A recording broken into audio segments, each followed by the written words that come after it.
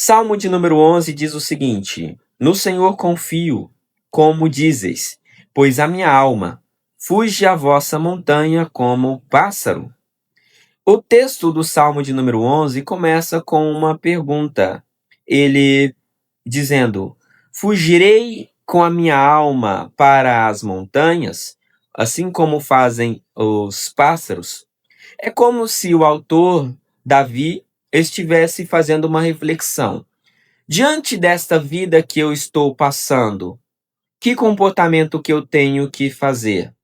Devo ficar ou devo fugir? Por várias vezes na nossa vida, nós nos encontramos também diante dessa questão de dúvida. Devo fazer isso ou aquilo? Devo fazer a vontade de Deus nesses termos ou agir de outra maneira? Ficar ou fugir?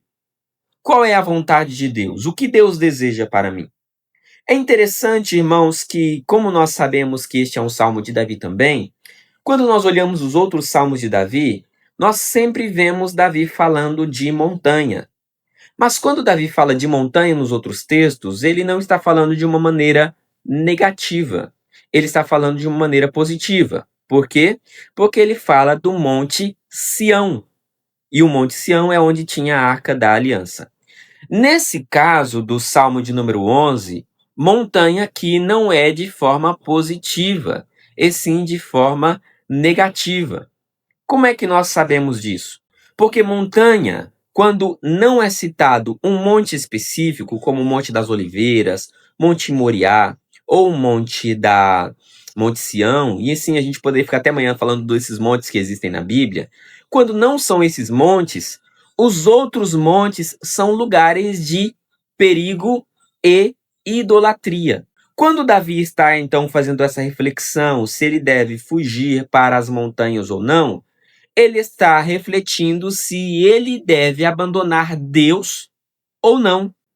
Como ele poderia pensar nisso? Nós também pensamos às vezes isso.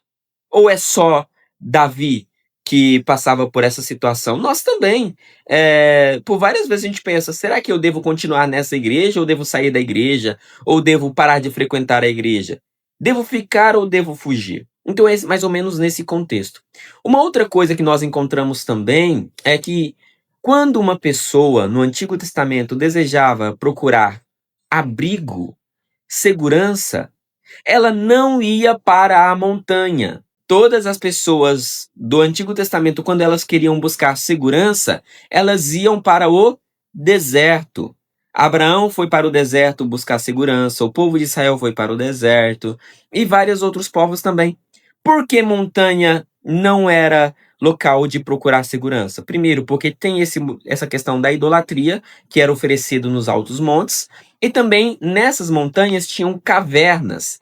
E essas cavernas eram onde se espreitavam os bandidos.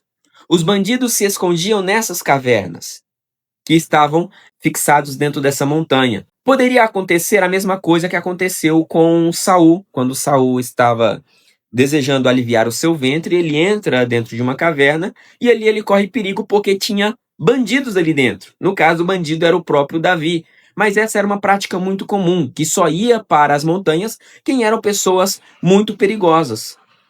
E Davi estava pensando aqui: deveria eu ir para as montanhas também? Ou seja, deveria eu abandonar toda a minha fé e me entregar ao perigo e romper com os meus valores em prol de questões pessoais? Essa reflexão que Davi está falando sobre a sua própria vida, sobre a sua própria história, sobre quem ele era e o que ele fazia, é algo que nós também fazemos. Só que aprendemos com Davi que podemos refletir sobre essas ações, sentirmos tentados a abandonar o barco, mas ficar firme com Jesus e não seguir as intenções que vieram à nossa mente a priori. No verso 2 ele vai dizer: Porque eis que os ímpios eis que os ímpios armam o arco, põe as flechas na corda, para que elas atirem a oculta os restos do coração. o verso de número 2, como uma complementação a essa questão de bandidos e perigos que implicitamente está no verso 1, ele está dizendo: os ímpios estão com as flechas no arco, pronto para atirar. E talvez por isso havia esse desejo dele fugir em algum nesse sentido, né? Fugir para as montanhas. Verso 3: na verdade, os que já os fundamentam se transtornam. Que pode fazer o justo? Então ele para um pouquinho e reflete: o que eu, como justo, posso fazer diante disso? Ficar ou fugir? Fugir é você confiar nas suas próprias forças, no seu próprio braço. Fugir é você confiar na sua própria capacidade. Ficar é confiar que Deus ainda tem o controle. Ficar é você confiar que Deus ainda pode te ouvir quando ninguém mais te ouvir. Ficar é você confiar que Deus pode te sustentar quando ninguém mais te estender a mão. É você dar um passo de fé e pensar: apesar de não ver, apesar de não sentir, apesar de não ter nenhum sinal, eu creio, tenho fé, tenho certeza de que este Deus estará comigo durante este momento de medo, angústia e dor.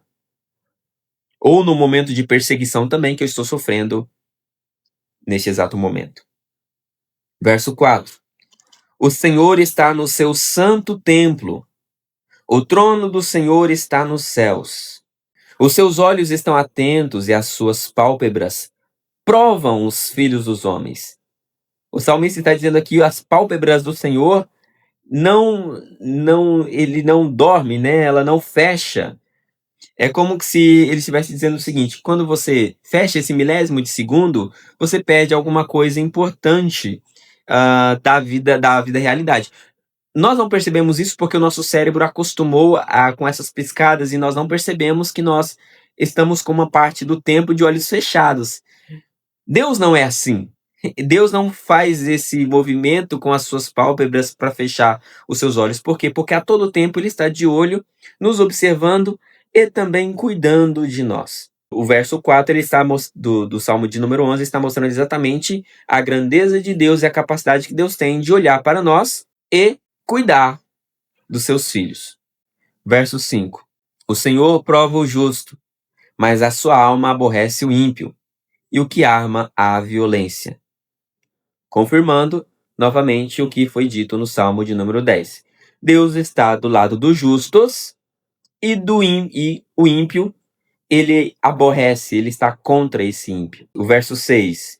Sobre os ímpios fará chover laços, fogo, enxofre e vento tempestuoso. Eis a porção do seu corpo. Eu não quero ser contado com essas pessoas que são chamadas aqui de ímpio, que vê sofrer tempestades, enxofre e algo nesse sentido. Eu quero ser protegido pelo Senhor. E o verso de número 7, o autor Davi vai finalizar dizendo, e uma palavra de profecia, de promessa muito grande para a nossa vida: porque o Senhor é justo e ama a justiça. O seu rosto está voltado para os retos. Você tem praticado a justiça? Você tem praticado a bondade? Se você tem feito isso, os olhos do Senhor estão voltados para você. Está cuidando de você. E Deus está do seu lado cada vez mais, te ajudando a superar cada uma das dificuldades para que o nome dele seja glorificado. Amém?